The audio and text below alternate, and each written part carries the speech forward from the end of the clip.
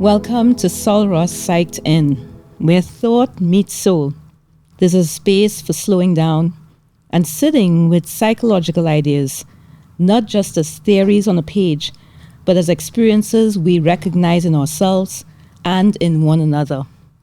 Here we gather for a conversation between science and self, reading psychology alongside our own lives, questions and stories. Because psychology isn't just studied, it's lived. I'm glad you're here, Dr. Downing. Let's begin. And in this second episode, we have Dr. James Downing, a full professor of psychology at Sul Ross State University. And I'm going to just start with the first question. Can you share with us a bit of your personal background? Sure, Alicia. Want to thank you for having me on the podcast. I'm honored, and I've never gotten to do a podcast, so this is my baptism of fire. My personal background, I could spend a half hour talking about that, but I don't want to bore people. I've been a professor here of psychology at Sul Ross since the early 90s. In terms of my background, I am not a native-born Texan. My children are. I'm a Midwesterner. I grew up in Kansas City, born on the Missouri side and over on the Kansas side, and still a Kansas City Chiefs fan to this day, so go Chiefs. I know that might alienate some listeners, hopefully not much. But always had an interest in psychology. Even since I was a young kid, I was interested in dreams and that kind of thing, and I'm the first person in my family to finish even undergraduate. So I was the first down to get a college degree, and I love education. I've been in school without a break since 1968, since kindergarten.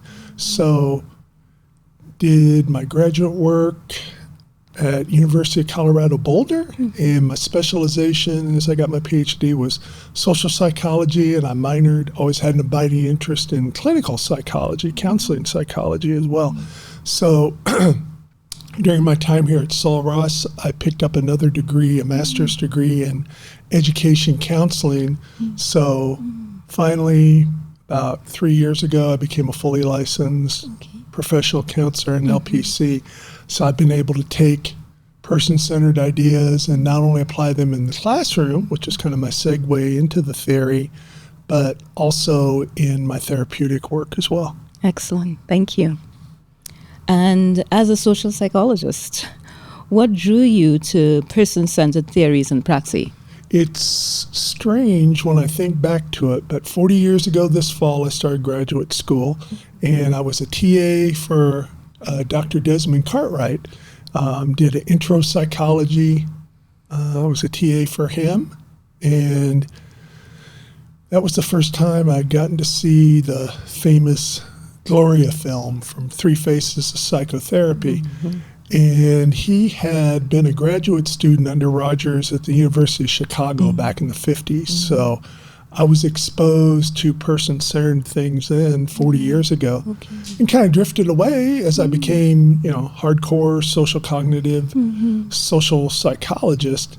And it really was coming here to Sul Ross and beginning my teaching career, where I don't know what it was like for you, but for me, we didn't have any classes really about how to be teachers. You got experience being a TA, and maybe gave a lecture to the whole class each term, but that was about it. And when I first came here, I wasn't satisfied. And I remember preparing for an introductory class, preparing for the discussion about personality theories, and it was talking about person-centered approach, and it said applications outside of therapy.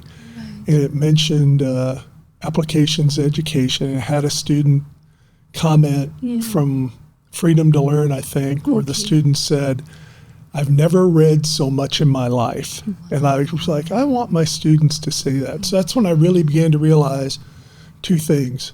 Number one, I'm an oddball. Not everybody is like me, and not everybody learns like me. And me teaching what I thought was the best way to teach was the best professors I had wasn't necessarily the way to reach the students that I met with every day. Right. And that led to an interest. And I went and just went back to the beginning, the late 40s, as Rogers was beginning to develop at the time client-centered therapy. And there were applications within business, within education, and I was off to the races. So that was 31 years ago now. Wow.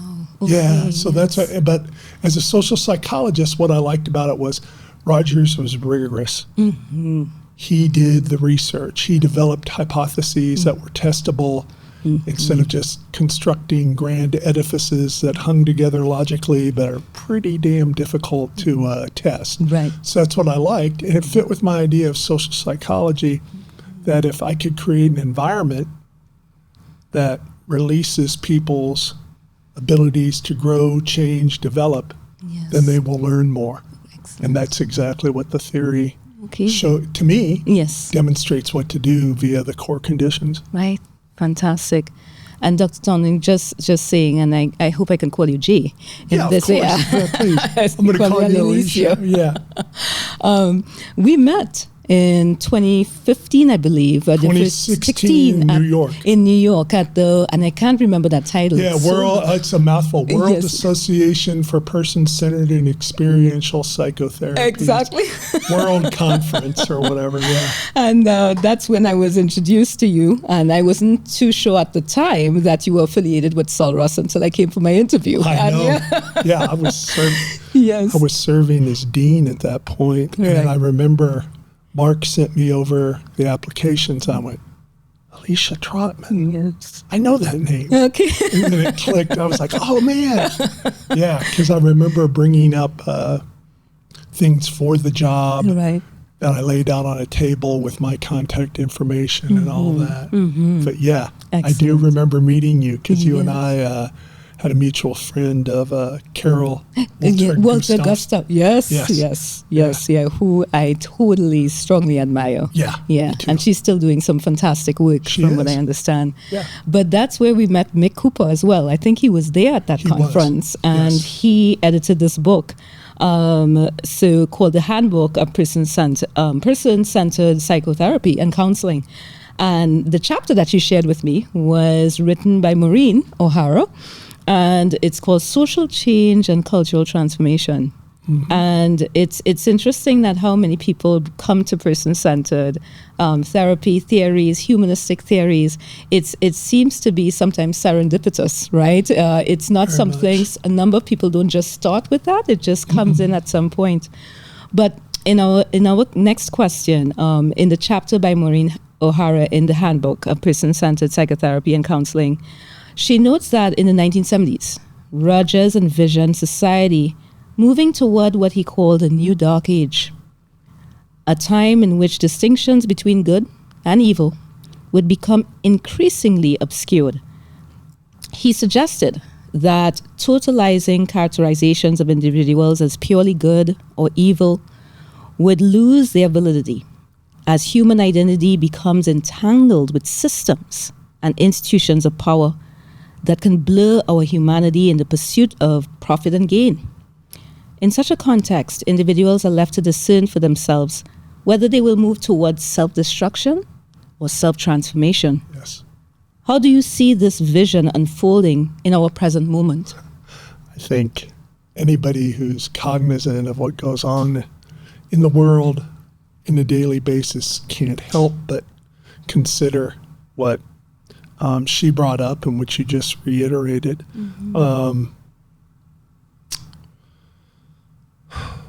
One of the things, as I think about what Maureen asked in that chapter and what she said in those questions, is something else she mentioned that about 10 years ago I saw a presentation by her where she was addressing this, and she was saying from her point of view there were people were splitting into three general orientations. You had 1/3 of the population that was saying the old ways are the best. Right. And I think there's no better representation of that, make America great again, as if it was something in the past that we need to go back to. Right. Then she said there's about 1/3 of the population that really doesn't think major changes need to happen, but we need to tweak the existing system around the edges. And I always thought that was very well represented by Mrs. Clinton and by President Biden. Right. You know, the way they yes. approached things, they Yes. wanted to take some of the harsh edges off of what was happening in society, but in terms of economics and politics, Yes. it wasn't that different than what came over the last 50 years in American society, or perhaps in world economics. And she said there's a third of the world that, even though they might not know person-centered approach, has adapted those values and can use them to come up with new solutions as systems begin to fail. And she more or less said she felt as if people who practice person-centered values in their lives, you know, be it in education, be it in business, be it within therapy, as things don't work, as problems are not being solved by existing systems, we know ways to bring people together in ways that are not hierarchical. So it's not going back 100 years to Lenin talking about we need a vanguard party of bright people to lead the masses in the true revolution. Not that at all. Instead, we have ways to bring people together of a variety of viewpoints, even those we might not like, and work towards solutions where people feel heard and understood. And then when change does come, they have some, to me, purchase in it, because they haven't been told, you know, or threatened at gunpoint, you're going to do this or else. Right. So I see that unfolding in that, well, I think people like yourself, myself, what we're doing here at Sul Ross in terms of the courses we offer and the knowledge we're sharing with students and they're developing about themselves, they will see that they can make that choice, perhaps if they choose to, if they're brave enough, to self-transform, as frightening as that is. You know, because the old ways are presented as, hey, these are the best and you do this or else. And I think part of what I try to do on a daily basis is present those alternatives to people I meet and not beat them over the head with it, but just have it be part of my being, of how I am with people. You know, like when I met you up in New York and that presentation you and I did, you didn't get to go, but that I took to Vienna in 2018, where you talked about how different being with me was than like some of your experiences prior. Exactly. Yeah, so I see it. The challenges bother me. I get frightened at times, and then ultimately I get hopeful too, because I'm involved with people that are doing a modern version of Center for Studies of the Person's Peace Project and that type of thing. So it's ongoing.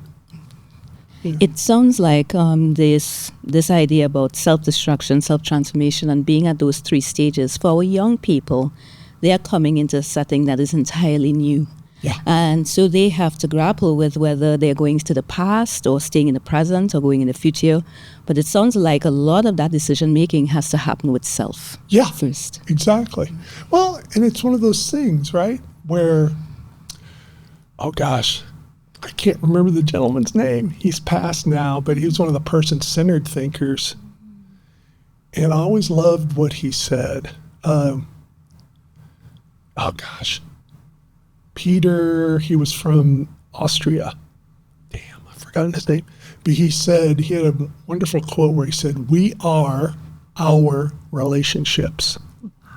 The self is always constructed. It's like, I'm different now at 121, talking to you, looking at you deeply and listening to you than if I were back in my office looking at students' work or something like that. We are our relationships. So what you said, I agree with. It is something students will do, but they can be accompanied as they do it. Not directed, but I know the way I try to be with them. Yes. And I know you do too, for like, when they're struggling with these major questions, they can look over and, oh yeah, Jay will listen. He won't direct me what to do necessarily, but I'm not alone at the same time.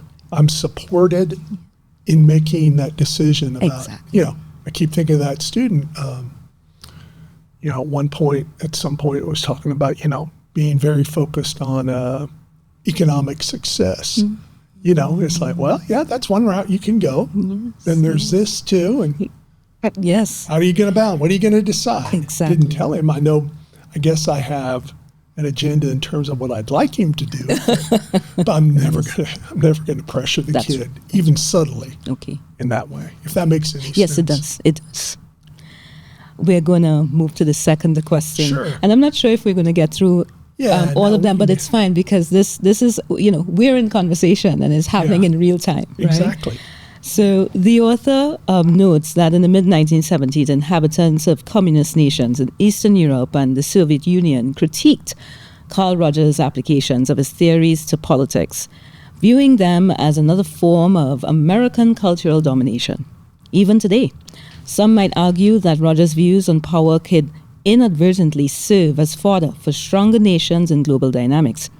Yet, can a lens of give and take or tit-for-tat power struggles fully capture Rogers' call for grounding political and social life in empathy, mutual respect, collaboration, trust, and egalitarianism? Or does his vision invite an altogether different framework for understanding power? Yeah, I like this statement, and of course, I go with the idea that it really is a different framework. And what's funny is that matches my experience because I've done a couple of Fulbrights over in Croatia. Croatia used to be part of Yugoslavia, which, while it was never in the Warsaw Pact or Stalinist, they had their own socialist system under Tito that had limitations. And I think back to when I went there the first time, and I was invited in part because they were moving from an authoritarian system of education to a more democratic one. So they were very interested in student-centered teaching from a person-centered approach frame of reference.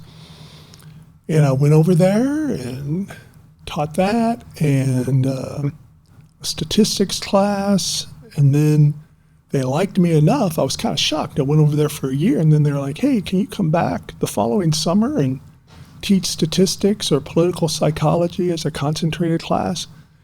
And until the financial crisis, I went back every summer and shared that with the ideas with faculty and students and, began to impact how they worked with students, particularly some of the faculty. And I can remember asking, it was where my own ego got involved because, I've had struggles with low self-esteem. I was like, well, why, they were doing a 25th anniversary deal of the department being its own department. And I had looked back, I was looking at the records, and there had been a Fulbrighter there before me. They had a picture of him, and I said, well, whatever happened with this fella? He said, he came over here and he tried to make us into an American psychology department, matching up what this question addresses correctly. Mm-hmm. I said, and they said, yes, Jay. They said, we have enjoyed our relationship with you and we like you because all you did was come over here and offer yourself and your knowledge, following the principles, like, here's what I can offer. Because my God, I saw what they struggled with. It's so much better now, but my goodness, they even had just plain old physical plant stuff. Like, I remember going to the department in February wearing my winter coat and gloves because the central heating was not working and it's a temperate climate. Oh my goodness. Yeah. So for me to go over there and say, you ought to be doing this and that and the other thing, they had things they wanted to learn, and I had that knowledge, and I shared it with them. Mm-hmm. Yes. And it was a true give and take because I learned from them versus, let's go in. I don't know. I have a problem with the whole focus on student learning outcomes, goals, and objectives that are determined before class begins, because it's like, I don't know what these people in that class, I definitely have goals. If you're taking social psychology with me, I want you to know this and that, the other thing. But what do you want to know? And if it all comes in, it's already printed on the syllabus. And that's what it was nice about being there. And what's interesting to me is now that they're in the EU, they are doing SLOs and all that just like me, but there's still quite a bit of freedom. Got it. But I do think we need to have a different framework. Yes. And I think I can do it when I have the freedom to do it. But I also can see in our own system, there's just more and more control up until the system doesn't work. And then people go, what are we going to do? It's like quietly like, hey, I've got some ideas. Some ways that have worked. And I guess with the outcomes, that's why you volunteer the affective component, because we only focus mostly on the cognitive, but the affective gives that freedom. So because students are developing in the classroom, and I don't think many people, they forget that. Yeah, they forget that, I always thought that would be noticed more, but when after I first got my PhD, that's when the whole EI, emotional intelligence stuff started, and they were like, oh my gosh, this is more important than regular IQ for success, however you define success, economically or whatever. But yeah, I think it's funny, Alicia, because when I was first getting into this, I went to a meeting, I was reading Rogers' Freedom to Learn, and the dean of the ed school, she was getting ready to retire. She walked by, she goes, that's really good stuff, Jay. And I was like, what happened? I go, where did this go? And she goes, I don't think most faculty had enough guts to really be themselves and let their students be themselves. It's easier to stay in those ascribed roles of professor and student. Yes. So, I mean, that's one of the reasons I'm so glad you're here with me at the department is we're showing another way of being in the world, in the classroom and in our personal lives. That's right. And our professional lives. That's right. Yes, definitely. That's a safe space. Well, yeah. I mean, that's safe. And that's, to me, creating that safe place where you feel accompanied, it's when students can begin to experiment and really try out new ways of being that they otherwise might not ever try because what will my parents say? What will Dr. Smith say? Or whatever. Yeah. You say experiment and I say play, right? They're able to play.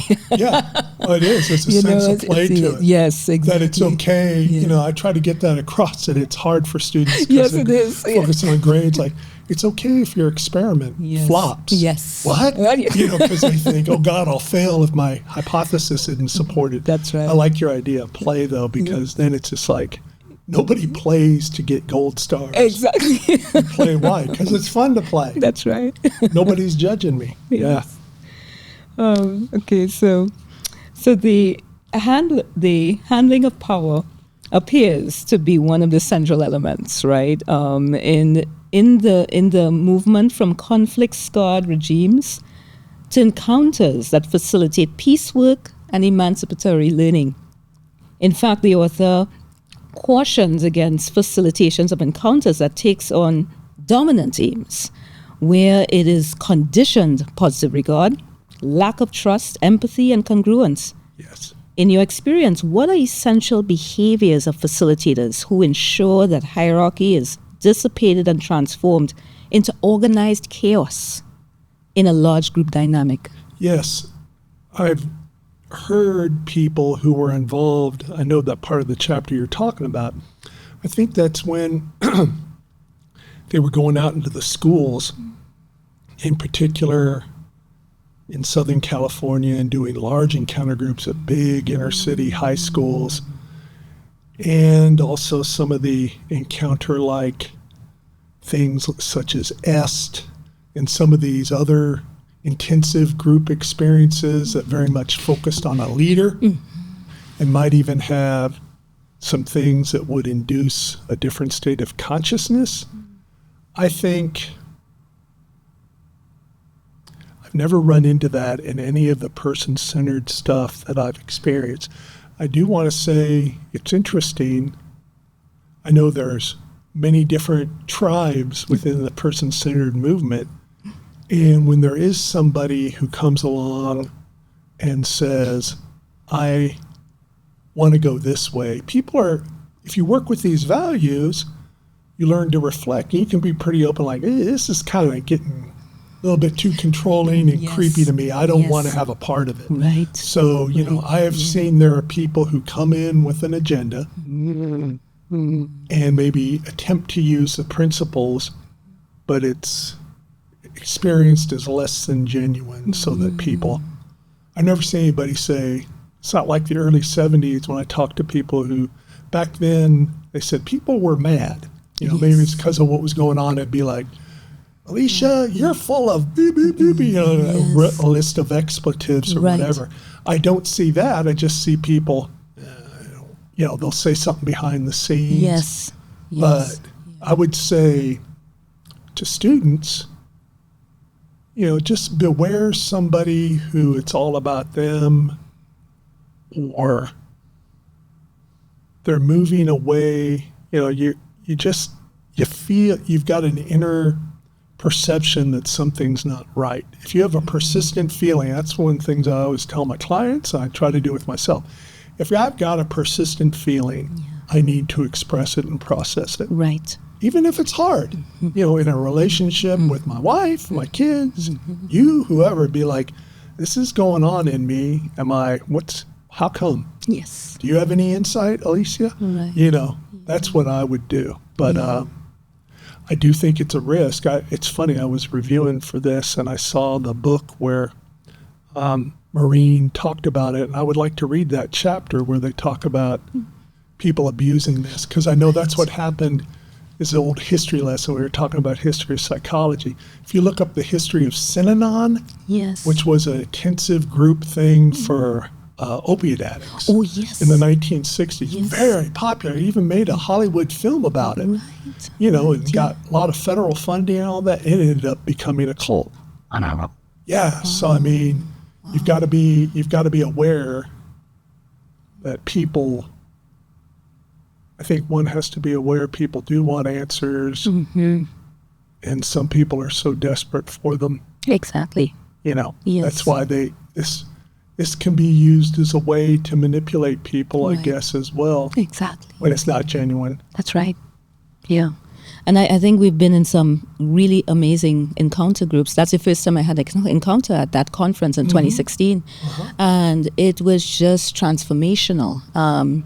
And I think it's witnessing the process of people encountering difficulty in their own lives and processing a lot of the information and a lot of facts and trying to make sense of it and knowing that there's no certain outcome and it's okay to be comfortable with that uncertainty. Yeah. And I think that was just, as a young scholar coming up, that gave me some comfort that I never saw, right? Because many times you see scholars and they seem to have it all, right? And they're in control of everything. And really what I'm realizing, that does not necessarily reflect reality.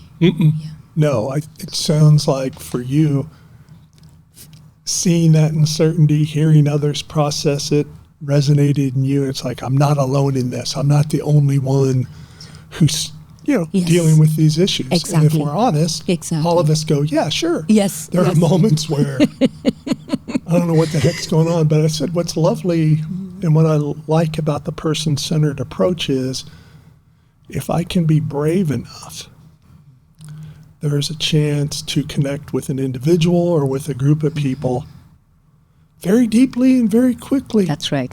That's right. It doesn't have to be something that only develops over the course of, being a friend for 50 years or something. It can happen very quickly, and then if you do that, that's where it can introduce problems, right? Because Yes. I know when I first went to La Jolla program, they said, we've seen about as many marriages begin as end. Oh. That they would have a couple that came and they...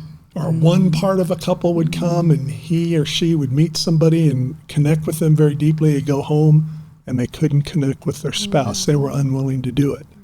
So that led to a rift. Yes. Or sometimes people manage to come back together, but you realize it is possible. Right. And you see those points of connection, like you just mentioned for yourself, of just understanding that people are struggling. Exactly. Yeah. Right. Okay. So Maureen O'Hara offers numerous examples of how person-centered praxis has influenced national leaders and practitioners to convene encounters aimed at destabilizing polarization and fostering healing and reconciliation. Such work reflects a philosophy that those who align with a universal movement toward wholeness and transcendence will naturally resonate with others committed to collective growth and the common good. O'Hara builds on Carl Rogers' concepts of the persons of tomorrow, suggesting that individuals who orient themselves toward a creative force of growth and sustainability, not only for themselves but for the wider community, develop a broader and more complex consciousness.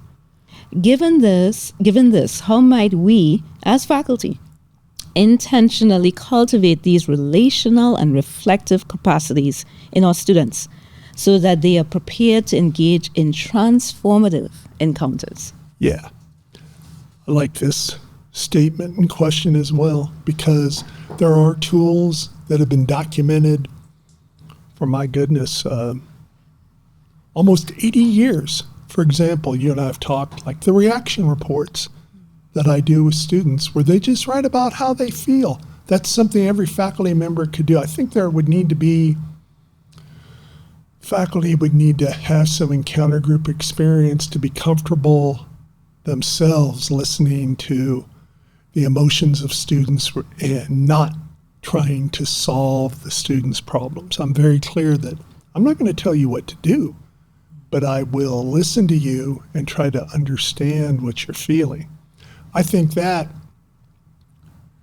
creates a new kind of relationship, because students in particular, especially with faculty and older people, are so used to being lectured and told what to do. And that creates that reflective capacity, because I've seen that where they go, I wrote about this and nothing's really changed, but I feel better. And they learn ways to process their emotions, to self-regulate. Mm-hmm. And if I know what's going on in myself, if I can give myself the space and I feel safe enough to acknowledge it, mm-hmm. then I can work my way through it, or really come to risk knowing you, mm-hmm. or risk myself and be like, it seems like Alicia will care. How about if I tell her this aspect of myself? I think that's the number one thing. And just how you are in the classroom. For me to go in and say each week something to the effect of, all right, we prepared and read this chapter for this week. Are there things you folks want to get into, either about the material or something from the previous weeks that has been bubbling in you, or something that's just popped into you that you're interested in? Right. Where they're shown that, like, hey, what you want to get into is part of this too. It's not just what's on the syllabus that I put together 6 weeks ago to make sure it was posted, blah, blah, blah. But it is a relationship. And learning is a relationship. Correct. And hey, yes. If learning, which for many of them to that point has been this top-down type of thing of them taking information from whoever their professors or teachers were, and instead it can be something where, sure, maybe there's still hierarchy, but there are moments where, I'm driving the conversation. Right. I think, just how else? It's like driving or any other skill. How else are you going to be able to transform until you take some risks and play? Yes. As you said, I love that term, just play at, and not only play, but be in charge. Right. Because sometimes it might crap out. We might have a lousy discussion. I don't know.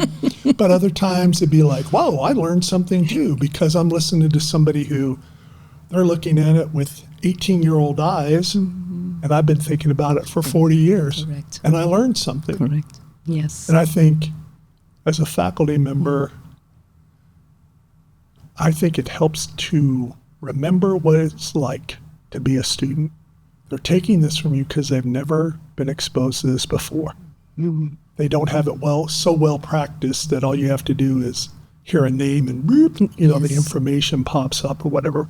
For them, it's totally new. Yes. Remember what that was like? Right.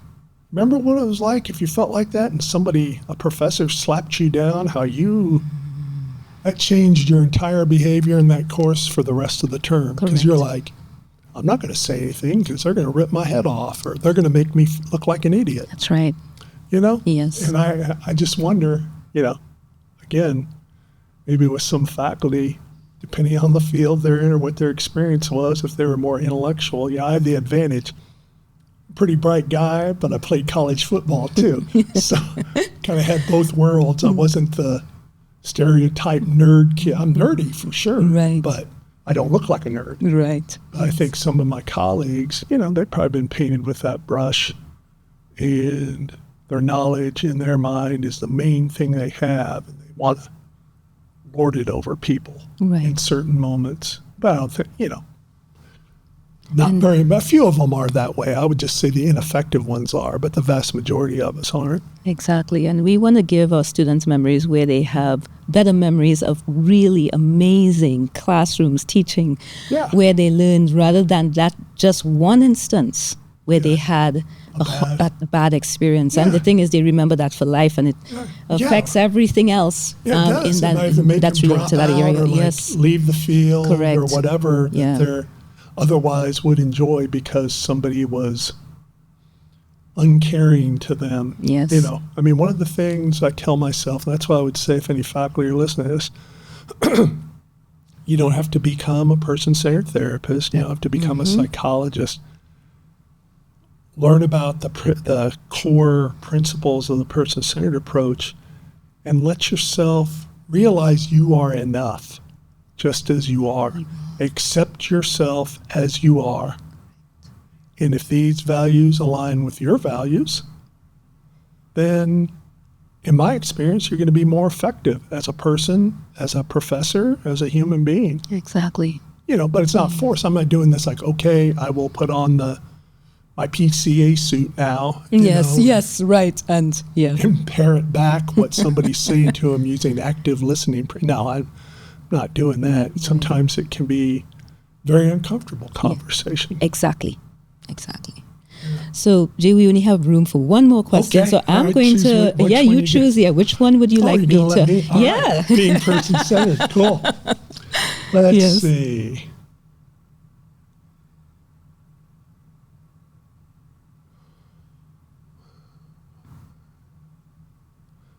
Oh, mate. I know, right?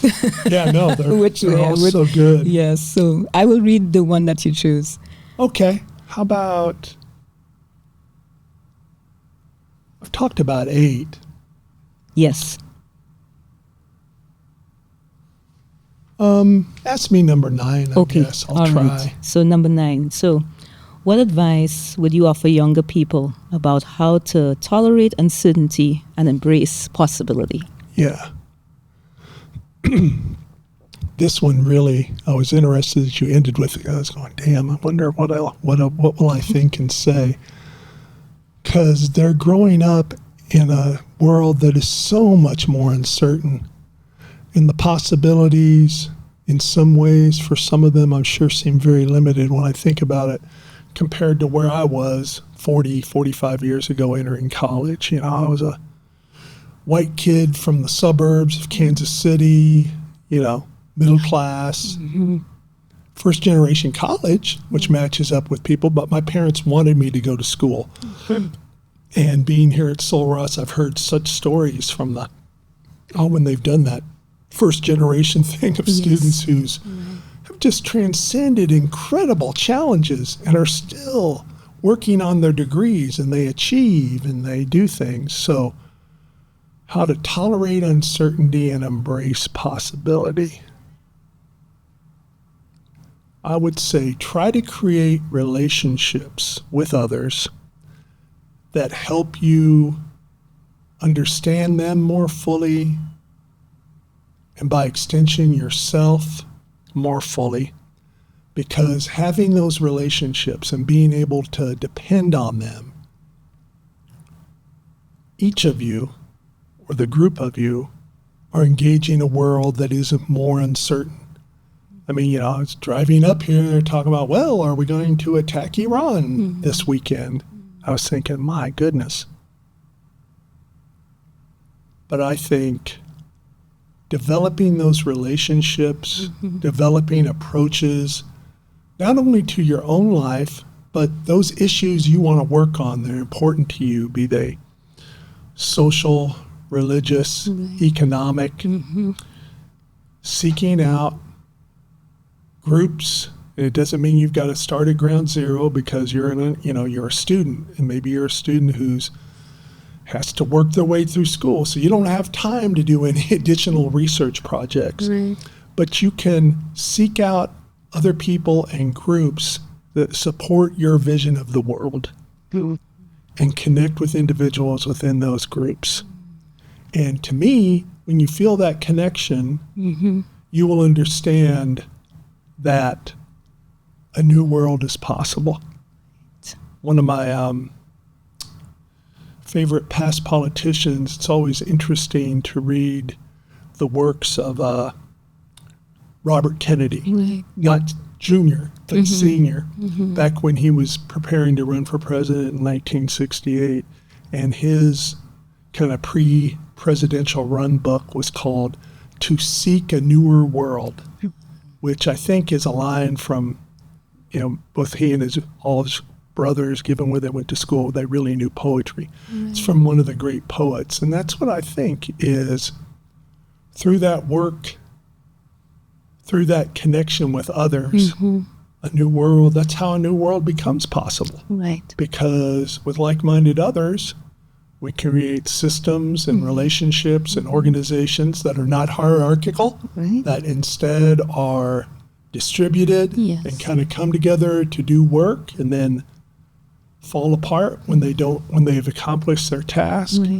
And that's a different way than, starting a corporation with a CEO and everything else. So to me, if I were going to give people a reading list, read the person-centered ideas, particularly the stuff from this chapter on applying it to the real world, to look at peace and other major issues. It's not just a theory of personality. It's a way of, one of Roger's books is called A Way of Being. Yeah, it's a way of being in the world. That's right. And I don't feel lonely. I feel lonely at times. I feel uncertain. I wonder about the future and possibilities for my kids and any progeny they might have. But I also know enough history to know there have always been moments like this that are, I can't imagine what it'd be like. 1936 and looking at Europe and what was happening and going, is anybody going to stop that guy with the silly little mustache? Right. And thinking, my goodness, what's going to happen next? So we've always had this. Humans have always faced this. And what I like about the person-centered approach, what's important to me is it gives a set of values. It's a well laid out theory and provides guidelines for how to be with others, how to set up organizations in a way that let people become who they want to be at some level without that meaning, I'm going to be Jay and the hell with Alicia. Right. Instead you or somebody else are going to go, hey, what are you doing? You're stepping on people's toes. And most of us, unless we're really have problems, we go, oh, I didn't know that. Sorry. Exactly. So I know for young people today, especially in this country, it would be hard not to feel uncertain and to be that hopeful. I'm not being pie in the sky because I think the challenges are very real, but I've seen incredible change in my time on the planet, just in how people treat one another and people of different identities and different I want to say cross section, but that multiple identities, Right. Yes, who are working to be accepted Right. and are being accepted, and people step up when somebody tries to stomp them down, and that didn't happen a lot in the past. Right. So Yes. anyway, I'm Yeah. hopeful. So I don't know if that advice for younger people is very helpful or not. That's what I'd say. And thank you so much, Dr. Downing. We're going to wrap up. Thank you, Dr. Trotman. Yeah, no, this was thank fun. you, Jay. Yeah, thanks So we're going much. to wrap up a second episode of Sul Ross Psyched Inn. Sold out.